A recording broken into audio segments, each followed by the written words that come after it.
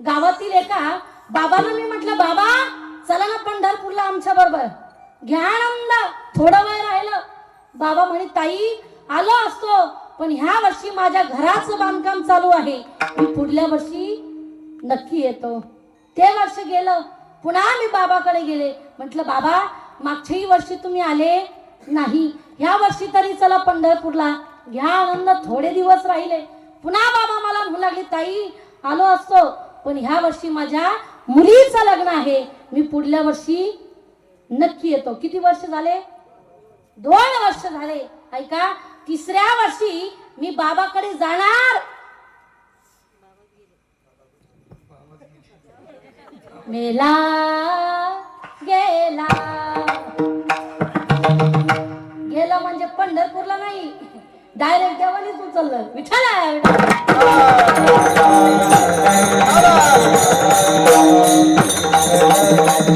बघा बाबा, आपण कितीही सांगू लोकाला की परमार्थ करा, कथा श्रवण करा, पण लोक लय अवघड आहे बर का. शिवाजी महाराज, लोकांना आपण किती जरी म्हटलं की कथा श्रवण केल्याने उद्धार होईल, सुख मिळेल, समाधान मिळेल, पण लोक 2 तास भांडणं ऐकतील, पण कथा नाही ऐकणार. इतके डेंजर राहते. मागच्या महिन्यामध्ये माझी कथा होती पानेवाडीला.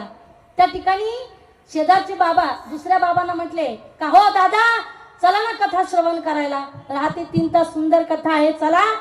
ते बाबा म्हणू लागले, आलो असतो, पण माझ्या शेतामध्ये मला जायचंय दारे धरण्याकरता, कथा काय कशाला श्रवण करू म्हणे. काय मिळणार ते श्रवण केल्यानंतर? 2 तास 3 तास कथा संपल्याच्या नंतर जे बाबा कथेला आले होते ते परत घरी चालले, आणि हे बाबा जे दारे धरण्याकरता चालले होते शेतामध्ये, ते गल्लीमध्ये उभा होते. ह्या बाबाने त्या बाबाला प्रश्न केला, का हो तुम्हाला तर शेतामध्ये दारे धरण्याकरता जायचं होतं ना? हो म्हणे, बरोबर आहे, पण काय झालं, गल्लीमध्ये एवढ्या जोरात भांडणं लागले नवरा बायकोचे, ते भांडणं बघण्यात 2 तास कुठं निघून गेले कळाले नाही. म्हणजे लोक 2 तास उभा राहून भांडण ऐकतील, पण कथा कीर्तन श्रवण करणार नाही. विठ्ठल आहे वडाला.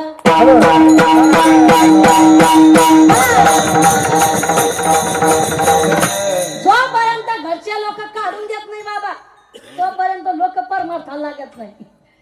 आता आपल्या नगरीमध्ये काय कमी संख्या असेल का? तांदूळ वाटप चालू द्या, बघा तुम्ही कसे येतात पुढे.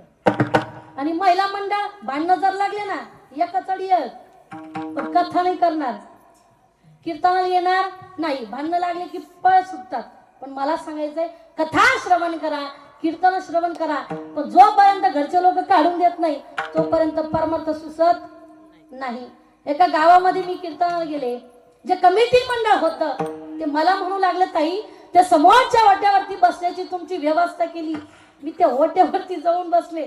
म्हणलं आता कार्यकर्ते नाहीये, कार्यकर्ते काही काही ठिकाणी राहते खरंच, पण दादांचे आभार मानले तरी काही हरकत नाहीये. वैष्णव डॉक्टर साहेब, खरंच बाबासाठी एकदा जोरदार टाळ्या झाल्या पाहिजे. कारण बघा, ताईंनी मला सांगितलं, ताई एकट्याच होत्या, जर पंगत मिळाली नाही म्हणे तर आम्ही स्वतः घातली. बघा खरंच ताई, तुम्हाला जर सांगितलं ना, धन्य माता पिता तयाच्या, कुणाच्याही घरी संत जात नसतात, भाग्य लागतं. तुमचं भाग्य आहे की एवढे गुणवान मंडळी तुमच्या घरी आहेत बरं का. यांना सांभाळणं म्हणजे सोपं नाहीये.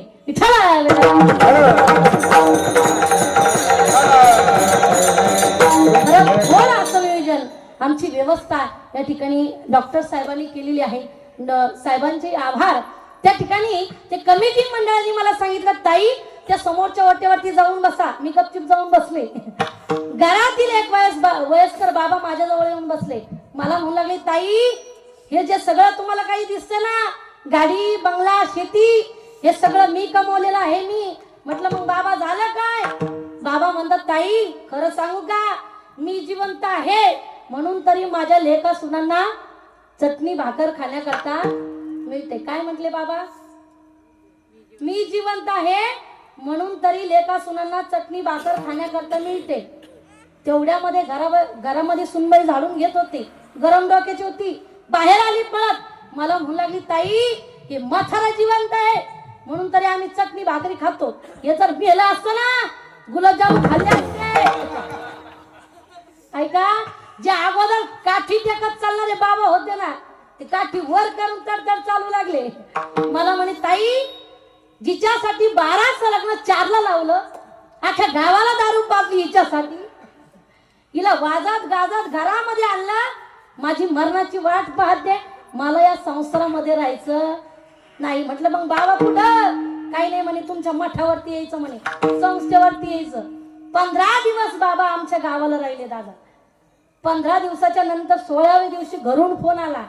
फोन होता आजीबाईचा. आजीबाई मला म्हणू लागले, ताई तुम्ही आमच्या गावामध्ये कीर्तनाला आला होतात? म्हटलं हो. बाबा आले? म्हटलं हो. द्या म्हणे फोन त्यांच्याकडं. मी बाबाकडे गेले, म्हटलं बाबा घरून फोन आलाय, आजीबाईचा फोन आहे. बाबा मला म्हणू लागले, द्या फोन तिकडे फेकून म्हणे, तिला काही काम नाही म्हणे.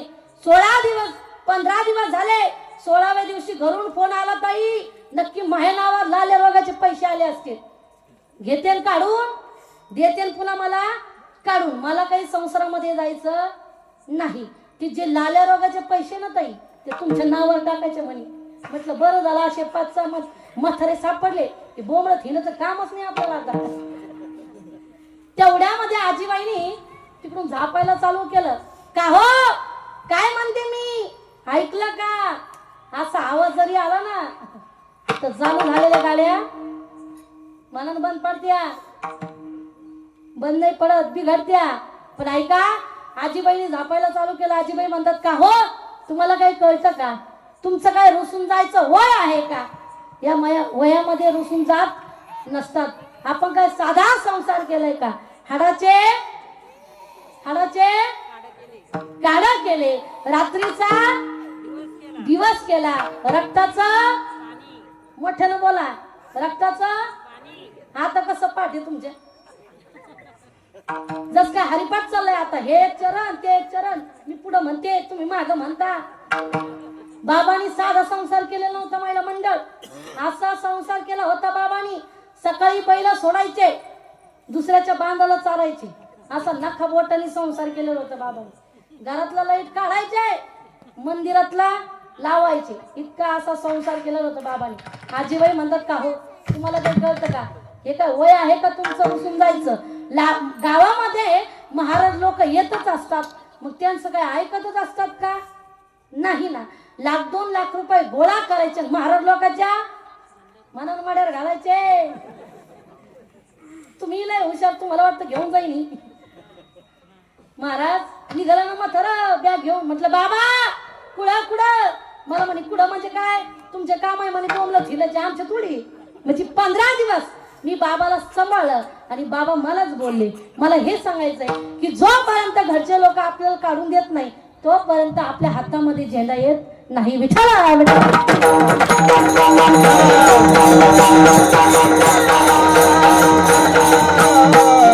मला सांगायचंय, तुकोबाराय म्हणतात, सदा नाम घोष करू हरी कथा, तेने सदा चित्ता समाधान. बाबांनो, हे शरीर पुन्हा नाहीये, आता मिळालंय. कशा करता? देव दिला देह,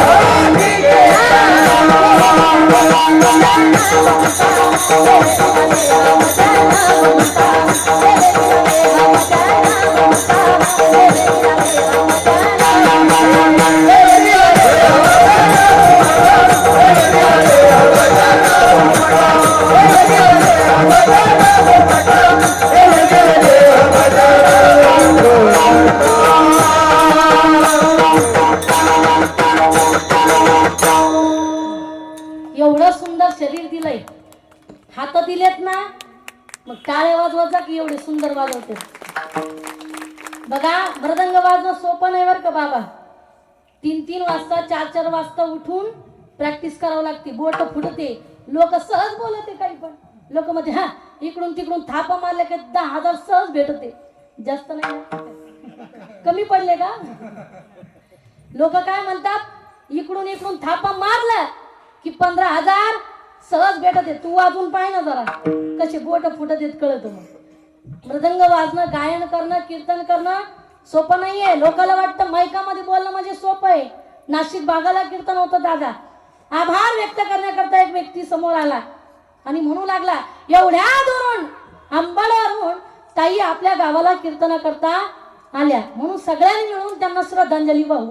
म्हटलं बाबा मी जिवंत आहे. म्हणजे असं मला सांगायचंय, मायकामध्ये बोलणं सोपं नाही. उद्याची पंगत म्हणायच्या अगदी गंमत होती.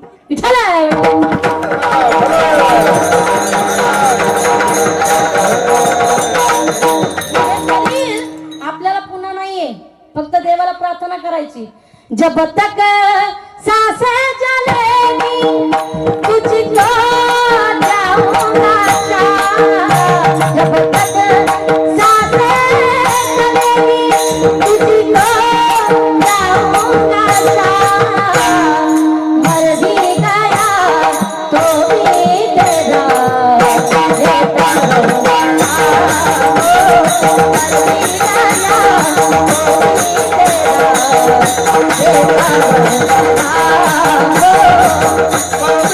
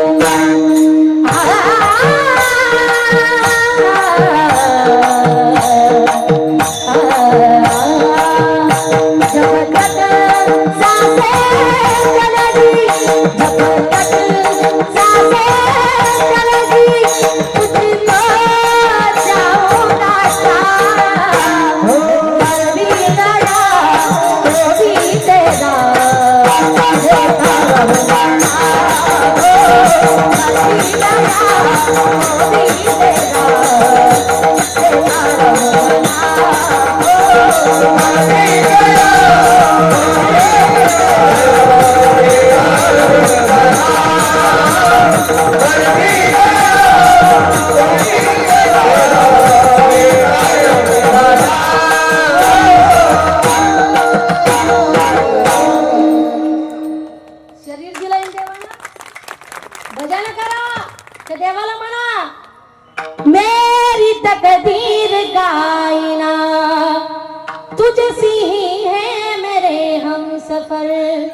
रब से है गुजारिश मेरी, तुझको लग जाए मेरी उम्र. तेरे नाम जब तक सांसें चलेगी तुझको चाहूंगा शाह. मर भी गया तो भी तेरा लेता रहूंगा ना. हो शरीर दिला ना देवाना, भजन करा. बघा पुरुष मंडळ एवढे सुंदर देवानी पाय दिले ना आपल्याला. कशा करता बोलता का? घेऊ सांगू आणू आता. कशा करता? फ्रेश बसा. डॉक्टर साहेबांनी सांगितलं असं तुम्हाला. माझं कीर्तन असं असतं, प्रेशर आणायचं नाही दिमागावरती, काळजावरती प्रेशर आणायचं नाही. माझं कीर्तन असं असतं, घाली लोटांगा म्हणजे तुम्ही म्हणतात पाय लावून ऐकायचं का? तसं नाही. फ्रेश बोलायचंय, बसायचंय. बघा देवानी शरीर दिलंय, सुंदर पाय दिले. कशा करता? कशा करता? दुकानात जायला नाही, तीर्थयात्रा करण्याकरता देवानी एवढे सुंदर पाय दिले. पण माणूस तीर्थयात्रा करत नाही. तरुणपणी माणूस पंढरपूरला जात नाही. डॉक्टर साहेब म्हातारपणी माणसाला वाटतं पंढरपूरला जाओ पत्ता हो गुडघे विठ्ठल विठ्ठल म्हणते विठ्ठल विठ्ठल.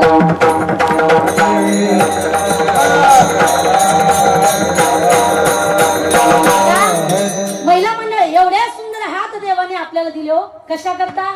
टाळी वाजवावी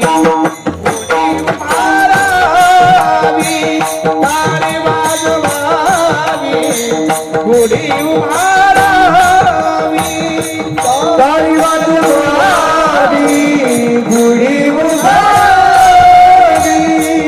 टाळी वाजवावी गुढी उभारावी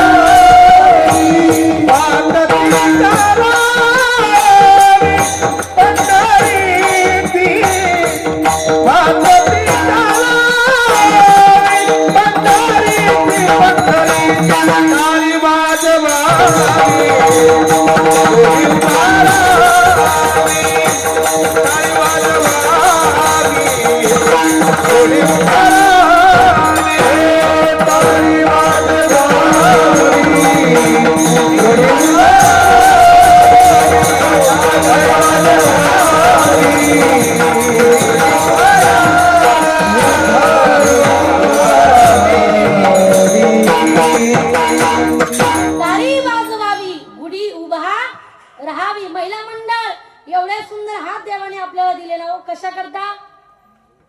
हा एकमेकीला हाणाला नाही. सुंदर स्वयंपाक करायला जसं आमच्या ताईने केलं. ताईसाठी एकदा जोरदार टाळ्या झाल्या पाहिजे. वा. दान करण्याकरता देवाने एवढे सुंदर हात दिले. पण लोक दान नाही करत, घेते पण देत नाही. बरोबर आहे का नाही? लोक या हाताचा उपयोग करत नाही. देवाने हात दिले. टाळी वाजवून भजन करण्याकरता, नाम चिंतन करण्याकरता, दान धर्म करण्याकरता. दान कुठं करावं माणसाला हे सुद्धा कळलं पाहिजे. नाही तर लोक कुठेही दान करतात. इथं दान करा तुम्हाला देव भरपूर देईल, पण लोक इथं दान नाही करत. बघा सुदाम ब्राह्मणाच्या घरी काही कमी होतं का? कमीच होतं अगोदर. तुम्ही नाही कथेतील सांगते बरं कमी.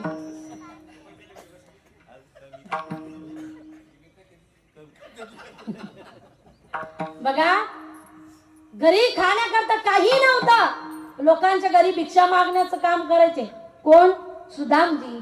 पत्नीनं सांगितलं, अहो स्वामी, तो द्वारकाधीश तुमचा सखा आहे ना, तुमचा मित्र आहे ना, जा ना त्याच्याकडे जाऊन काहीतरी मागा.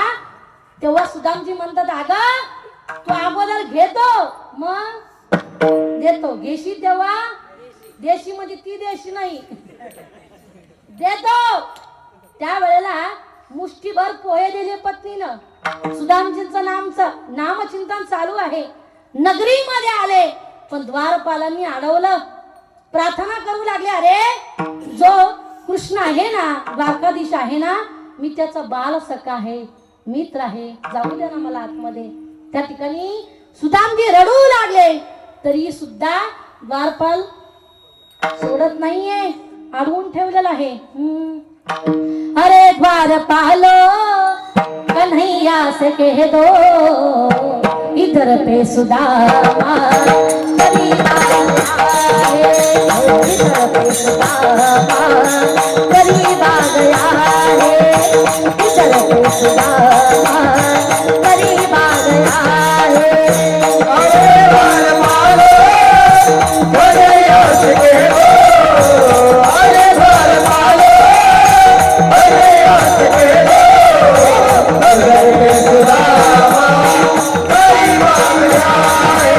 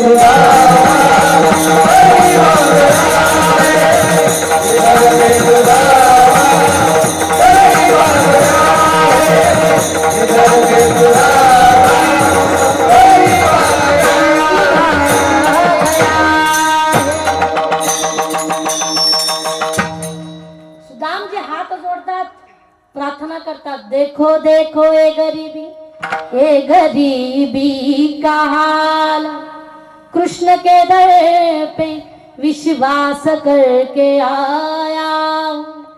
मेरे बचपन का यार मेरा शाह, यही सोच कर मैं आस करके आया। प्रार्थना करतात। सुदामचे नाव ऐकल्याबरोबर भगवान परमात्मा धावत आले, गाळा भेट घेतली। बघा, सुदामजीच्या घरी झोपडी होती, पण त्या झोपडीमध्ये देवघर होतं। आपल्या घरी ताळावर ताळे, पण ताळामध्ये घर नाही। विठाला विठाला